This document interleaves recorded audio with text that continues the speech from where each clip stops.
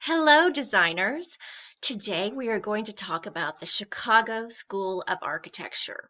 Now, note, most of this take place in Chicago, although it's really not about a certain place because we will refer to other architects in other places. It's really about a group of architects. Now, what is it? Mainly, this is going to refer to this type of skyscraper architecture, which is going to be new and take off during the period of 1879 to 1910. Probably the most noted designer that we'll talk about is for this type of style is William LeBaron Jenney. Now, the group also includes William Hullibird, Martin Roche, Daniel Hudson Burnham, John Wilbur Root, Dankmore Adler, and Louis Sullivan, whom we have discussed. So these individuals went on to form some of the most famous 19th century architecture firms. Later in the 1940s, there'll be a new wave of buildings that will be known as the Second Chicago School of Architecture, and we will discuss those later. They will center around European modernism and, the work of Mies van der Rohe and closely associated with the international style. So why did the skyscraper develop so quickly in Chicago? Well, we had a few things that happened that allowed this to take off. And one would have been the tragic Chicago fire of 1871. But because of this fire, buildings needed to be rebuilt, and there was this resurgence of civic pride that led to this building boom. And the population of Chicago had expanded greatly. One of the other most significant factors was the introduction of the electric motor for the Otis elevator. So the Otis elevator really was one of the things that allowed these skyscrapers to be built. Because think about it. How many floors of a building can you walk up comfortably every day? It's said to be about 5 for most people. Maybe it's a little bit more for you. Maybe it's less. But once the elevator was introduced and became a commodity, well, we could build buildings much taller than people could climb. And that's pretty exciting. Other things that influenced it would have been central heating and the fact that the cost of steel went down at this time. This image is of the home insurance company building that was designed by William LeBaron Jenney. So, what are the characteristics of the style? What are you looking for? Well, the first thing you're going to look for is steel frame construction, often framed with masonry. You'll see large plate glass window areas. You'll see something called the Chicago window, a large non-functioning window flanked with 2 smaller functioning windows, a fixed window with windows that actually open. An arrangement of windows forming a grid pattern. Now, we will see some ornamentation, but it's going to be more limited. And you can think of it as this tripartite. So Chicago skyscrapers might be considered to reflect the elements of neoclassical, such as the 3 parts of a classic column. See what you think after we look at some of the buildings, but the lowest floor could function as a base. The middle stories, with little ornamentation, could act as the column, and the top stories could be capped in a cornice representing the Capitol. William LeBaron Jenney. Who was he?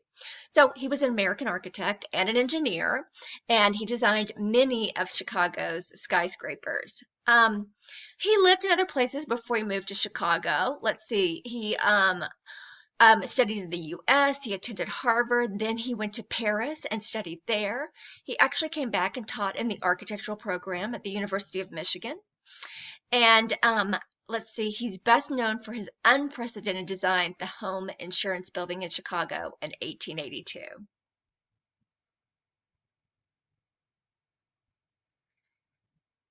So after the Chicago fire, people didn't really want to build with wood anymore.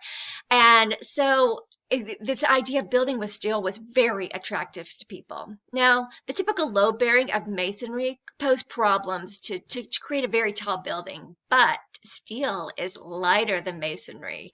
So Jenney's designs allowed for more windows, which gave you more light on the interior, and they reduced the building's weight without sacrificing any strength.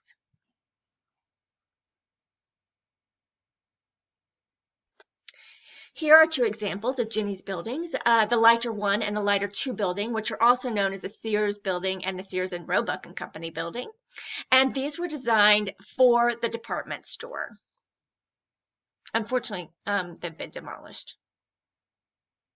The second one, the second one, built in 1891, still stands in Chicago today. Now here's the famous Home Insurance Building. Some consider this to be the first skyscraper in the world. It's definitely the first to use structural steel in the frame, and it really advanced the possibilities for iron construction. Now this is a hybrid construction. Notice you see the masonry on the outside, so it is steel on the inside with a masonry cladding. Now, the building weighed 1/3 less than a stone building, and that's pretty amazing. And they were able to reach this 10-story design. Louis Sullivan, you may remember him as the mentor of Frank Lloyd Wright. Now, he's a first-generation American. He lived in Boston, he lived in Chicago, he attended MIT at the age of 16, and after 1 year he left and went to work for an architectural firm, Furness and Hewitt, a very famous firm in Philadelphia. And he worked in New York and Philadelphia, but lost his job due to the Great Depression. So he moved to Chicago to be near his parents and found work with Ginny. So he also, through Ginny, becomes instrumental in the rebuilding of the Chicago after the Great Fire. And one thing to note about Louis Sullivan is that he is given credit for coining the phrase, form follows function, which I'm sure a lot of you are applying to your designs. Now Sullivan goes on and meets Dankmar Adler, and they open their own firm, and they just set into motion some of the most important ideas in modern architecture. During their time, they completed more than 100 projects during their 14-year partnership. Now, here's some of the ornamentation on the Garrick Theater. This was built in 1892, and at the time was one of Chicago's tallest buildings. Now, it included the slip gaze terracotta border, and it's thought that this geometric flower pattern panel might have been designed by Frank Lloyd Wright, who was actually a draftsperson at the Adler and Sullivan firm at this time. Now here's the inside of the Garrick Theater. We have looked at this once before when we were noting some of the progress from the Industrial Revolution. This interior is known for this dome-shaped feature that is lit up with hundreds of lights.